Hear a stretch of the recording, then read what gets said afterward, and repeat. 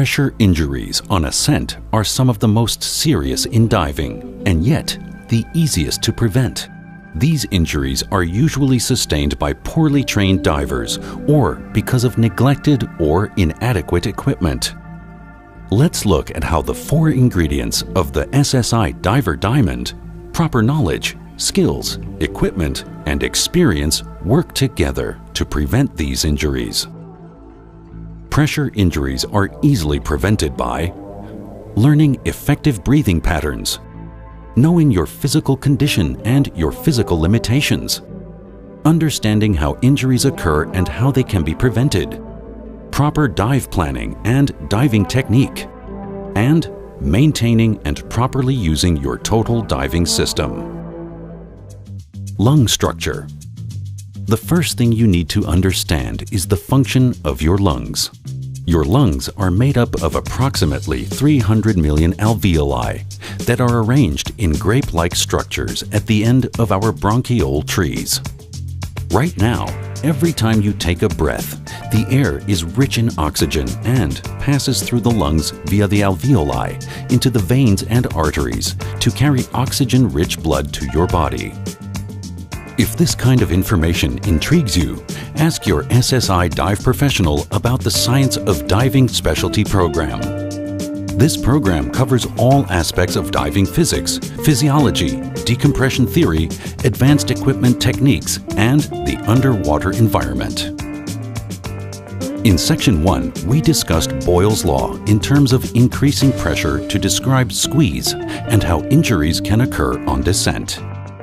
As a reminder, Boyle's Law states as pressure increases, volume decreases. As pressure decreases, volume increases. Now, we are going to discuss how Boyle's Law works in the opposite direction. Just as we learned to equalize pressure, we are going to do the same with regards to breathing compressed air under pressure. A person's natural instinct, if they run out of air on a dive, would be to simply hold their breath and ascend.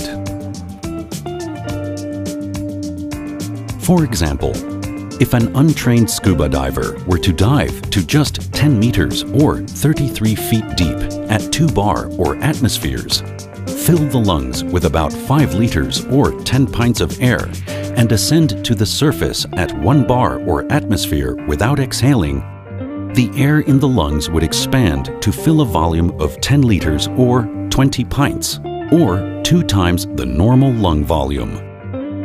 As you can imagine, this is impossible and their lungs would be damaged. This is why any person, before attempting to dive, should become certified. Your SSI dive professional will teach you how easily it is to prevent any overexpansion injuries. All overexpansion injuries are easy to prevent. Breathe continuously. It is absolutely necessary to maintain a continuous, balanced, rhythmic breathing cycle. Never breathe explosively or irregularly. Maintain a good level of cardiovascular conditioning. Make sure you have a high-quality, personally fitted total diving system. Maintain the system on a regular basis and use that system properly while diving. Ascend slowly, maintain control, and be back on the surface with no less than 30 bar or 500 psi. Help! I need help! Quickly! First aid for overexpansion injuries. Administer oxygen if qualified. Stand by to administer cardiopulmonary resuscitation if qualified. Seek proper medical aid, a recompression chamber as quickly as possible. Whenever a diver surfaces in an unconscious condition or becomes unconscious within 6 minutes after surfacing, the case must be treated as a possible embolism. The victim must immediately be recompressed, and unconsciousness is often the only sign of an injury. If you have a smartphone, download SSI's free app and you will find it contains general medical and personal information to facilitate proper medical treatment. It will also list the diver's relatives to be notified in the case of an emergency. The most common reason accidents occur is the lack of proper planning. Never running out of air is as easy as following a simple dive plan. As long as you are monitoring your dive computer and diving within your limits, there should never be any reason for you to run out of air.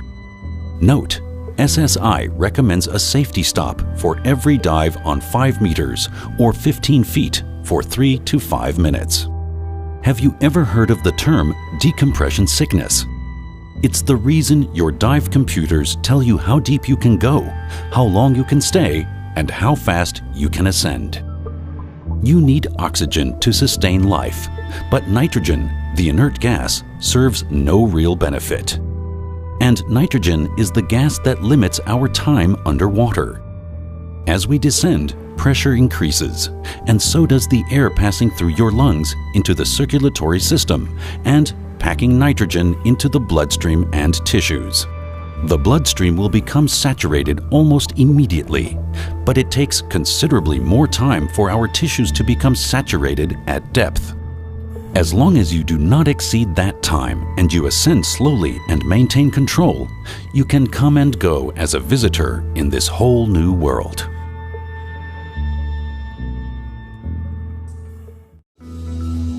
What is that amount of time? Not exceeding the no decompression limits.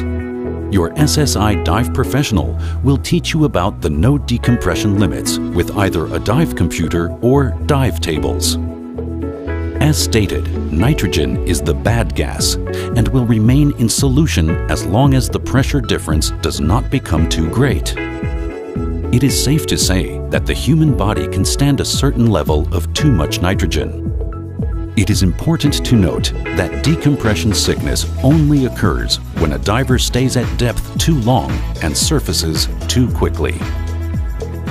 The major symptom of decompression sickness is pain. The pain is described as deep, burning, and persistent, mostly in the joints. Other symptoms of decompression sickness include itchy skin rash, primarily in the areas where the skin is thin, visual disturbances, motor paralysis, weakness, loss of manual dexterity, vertigo, numbness, respiratory distress, headache, unconsciousness, loss of memory, and nausea. Treatment for decompression sickness can only be determined by competent medical personnel. In most cases, it will be recompression. The possibility of tissue damage is less if diagnosis and treatment begin as soon as possible. Never take a diver back underwater and attempt recompression. Always have an emergency plan before you dive. List the phone numbers and radio frequencies of the Coast Guard, Lifeguard Service, and other useful information in your SSI Total Dive Log and refer to the emergency procedures in SSI's smartphone app. There are many things that can interfere with proper absorption and elimination of nitrogen.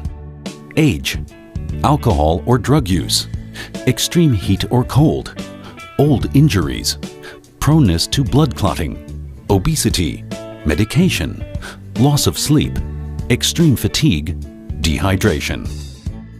To avoid decompression sickness, it is recommended that you wait 24 hours if you plan to fly, or even drive above 2,500 meters or 8,000 feet. The next malady related to increasing pressure at depth is nitrogen narcosis. The increasing pressure of nitrogen that produces this effect usually begins at about 30 meters or 100 feet, which means 4 bar or atmosphere's total pressure, or 3.2 bar or atmosphere's partial pressure of nitrogen. The symptoms become more intense as depth increases. Symptoms have been known to occur with inexperienced divers at much shallower depths. The following symptoms of nitrogen narcosis are listed in terms of increasing depths: lightheadedness, numbness, and increasing self-confidence, euphoria; unusual behavior, loss of dexterity, dizziness, abnormal vision and hearing, inability to reason or follow a dive plan, carelessness about personal safety, short-term memory loss. The real danger of nitrogen narcosis is that the onset of symptoms is subtle, and the diver may not realize the danger until it is too late. Treatment for nitrogen narcosis is relatively simple. Ascend to a shallower depth. Oxygen toxicity. As we already discussed, we all need oxygen to sustain life.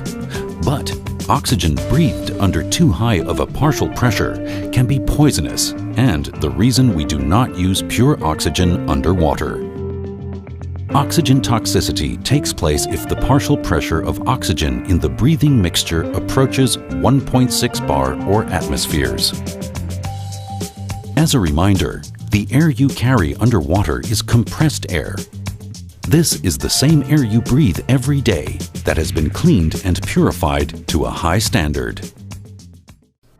In summary, almost every diving emergency can be traced back to diver error.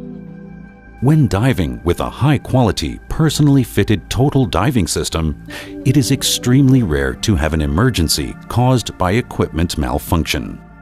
In general, all the diving maladies we've discussed can be easily prevented by working with your SSI Dive Center to select a high-quality total diving system and receive thorough training using that system to ensure that you understand all the multiple features that are designed to keep you safe, comfortable, and confident.